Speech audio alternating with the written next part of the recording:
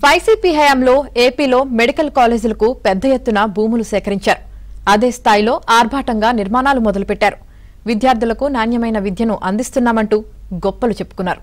కానీ వైసీపీ చెబుతున్న దానికి వాస్తవ పరిస్థితులకు చాలా తేడా ఉంది.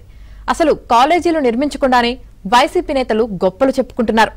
అధికారం పోయిన తర్వాత కూడా జగన్ అదే పాట పాడుతున్నారు. మెడికల్ కాలేజీల పేరుతో కూటమి ప్రభుత్వంపై బురద జల్లే ప్రయత్నం చేస్తున్నారు. అసలు మెడికల్ కాలేజీల విషయంలో జగన్ ఏం చెబుతున్నారో ఒకసారి చూద్దాం. సిపి ప్రభుత్వ హయాంలో ఇలా రాష్ట్ర వ్యాప్తంగా ప్రతి జిల్లాలోనూ జిల్లాల సంఖ్యను పెంచి ప్రతి జిల్లాలోనూ సూపర్ స్పెషాలిటీ సేవలు అందుబాటులోకి తీసుకొస్తూ 17 కొత్త మెడికల్ కాలేజీలు అందుబాటులోకి తీసుకొచ్చాం.